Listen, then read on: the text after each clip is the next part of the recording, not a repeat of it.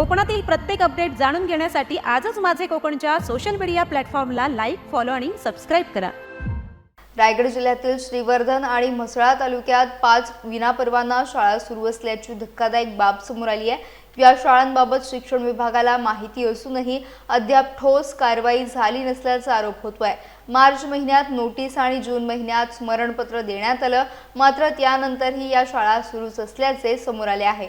या अनधिकृत शाळांमध्ये ज्युनियर केजी ते अगदी 10वी पर्यंत सुमारे 1000 ते 1200 विद्यार्थी शिक्षण घेत असून त्यांच्या भवितव्यावर प्रश्नचिन्ह निर्माण झाले आहे।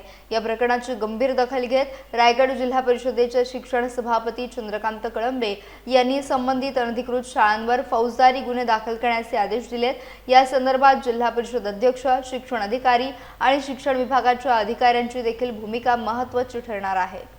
माझा खाली एकच म्हणणं होतं की जे शाळा अनऑफिशियल आहेत त्यांना ऑफिशियल करून मुलांचा जो फ्युचर आहे तो चांगला झाला पाहिजे, ह्याच उद्देशाने मी अर्ज दिलेला होता। या अनऑफिशियल आहेत तर फ्युचरमध्ये मुलांचं काय होईल ह्याच्यासाठी मी अर्ज दिला होता। बाकी माझं कायच नाही ह्याच्यामध्ये। काय ॲक्शन झाले आतापर्यंत? आता काय माहिती नाही काय झालं, तर एक अर्ज दिलेला होता, काय झालं तर माहिती नाही। या शाळांना कारवाई झाली पाहिजे, कारवाई झाली पाहिजे किंवा जे अनऑफिशियल शाळा आहेत ते ऑफिशियल झाले पाहिजे, बस मॅनेजमेंटनी ते ऑफिशियल करावे हीच आपली विनंती आहे। रायगड जिल्ह्यामध्ये अशा अनधिकृत शाळा जशा पनवेलमध्ये 40 आहेत, अशा जिल्ह्यामध्ये कुठे कुठे आहेत याचा शोध घेऊन त्यांना प्राथमिक नोटीस त्या ठिकाणी दिलेली आहे। त्यांना नोटीसमध्ये त्याने जी अनधिकृत शाळा सुरू केलेल्या आहेत तिथल्या विद्यार्थ्यांची वेळेत सोय करावी, कारण अचानक जर आपण त्या बंद केल्या तर विद्यार्थ्यांचं नुकसान होईल। त्यासाठी थोडीशी आम्ही सवलत दिली होती नोटीशीद्वारे। त्यांनी लवकरच विद्यार्थ्यांची बाजूच्या नजीकच्या शाळेमध्ये, मग ती मराठी शाळा असेल किंवा उर्दू असेल, ज्या ज्या ठिकाणी अनधिकृत शाळा आहेत ज्या ज्या तालुक्यामध्ये, त्यातल्या बाजूच्या शाळांमध्ये तिथल्या व्यवस्थापनेने त्या मुलांची व्यवस्था करावी आणि त्या शाळा बंद कराव्या। त्या जर बंद झाल्या नाहीत तर निश्चितपणे त्यांच्यावरती फौजदारी गुन्हा दाखल जिल्हा परिषदेच्या माध्यमातून केला जाईल। खऱ्या अर्थानं ज्या अशा अनधिकृत शाळा आहेत तर त्यांच्यावर निश्चितच कारवाई केली जाईल, कारण मुलांचं भविष्य हे महत्त्वाचं आहे। आणि ज्या शाळेमध्ये आपली मुलं शिकत असतात आणि पुढे 7वी 8वी झाल्यानंतर आपल्याला जर समजलं की ती शाळा अनधिकृत आहे तर त्या मुलांचं फार मोठं नुकसान होऊ शकतं। त्या संदर्भात मी शिक्षण अधिकारी आणि शिक्षण सभापती यांच्या माध्यमातून त्या शाळांच्या निश्चित कारवाई करण्याचं मी करणार आहे। नोटीस बजावून सुद्धा त्यांनी बंद केलेलं आहे, तर त्या संदर्भात मी पूर्ण त्याच्यावर कारवाई करण्यासाठी जी काय लागेल ते 100% मी इम्प्लिमेंटेशन करतो। येणाऱ्या 8 दिवसात आपल्याला त्याचं इम्प्लिमेंटेशन दिसेल। आपल्या श्रीवर्धन तालुक्यामध्ये 3 शाळा अनधिकृत आहेत।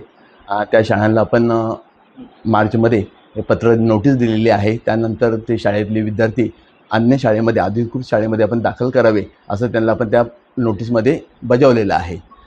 त्यानंतर परत आपण जूनमध्ये त्यांना स्मरण पत्र त्यांना दिलेलं आहे।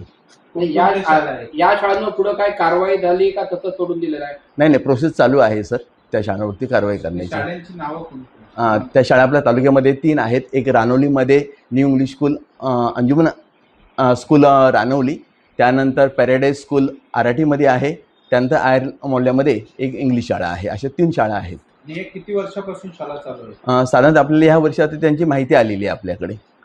याच्या आधी कधीच माहिती नव्हती उपलब्ध आपल्याकडे, पण ह्यावेळी सर्वे केल्यानंतर ही माहिती आलेली आहे। त्यांनी त्या दिलेल्या नोटिसाला उत्तर काय दिलं? काहीच अद्याप उत्तर दिलेलं नाहीये। त्याच्यावर कारवाई काय करणार? चालू आहे, प्रोसेस चालू आहे ती आता। कारवाई काय करणार? बघूया आता त्याला, नाही तर मग फौजदारी गुन्हा किंवा अलिबाग वरिष्ठ कार्यालयामध्ये कळवलं जाईल। सर, आपण 2 वेळेला नोटीस बजावलेली आहे। नोटीस बजावून आता शाळा सुरू होऊन साधारणतः 2-3 महिने होत आलेले आहेत। आता या विद्यार्थ्यांचं जे भवितव्य आहे ते सध्या धोक्यात आलेलं आहे। कशा पद्धतीने या शाळांवर ऍक्शन घेणार? याला जबाबदार कोण? विद्यार्थ्यांचे। आता सर बघूया, आता चालू आहे, प्रोसेस चालूच आहे। त्यांना लवकरच काहीतरी कारवाई त्यांच्यावर होईल। उद्या ह्या 5 अनधिकृत शाळांचा अहवाल गट शिक्षणाधिकाऱ्यांकडून तातडीने मागवला जाईल। जर त्या शाळा अनधिकृत आहेत असं जर निदर्शनास आलं तर त्यांच्यावर कायदेशीर कारवाई करण्यात येईल। शासनाने दिलेल्या निर्देशानुसार त्यांच्यावर दंड आकारणे, त्यांच्यावर कारवाई करणे या प्रकारची ॲक्शन त्यांच्यावर तातडीने घेतली जाईल।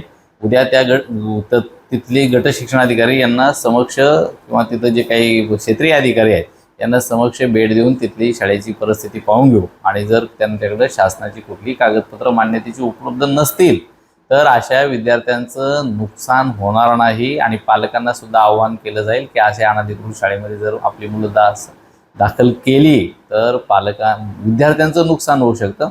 असंही आवाहन आम्ही पालकांना करणार आहोत. त्यामुळे उद्याचा जो काही अहवाल येईल आमच्याकडं त्याच्यावर आम्ही पुढील कारवाईची दिशा ठरवू.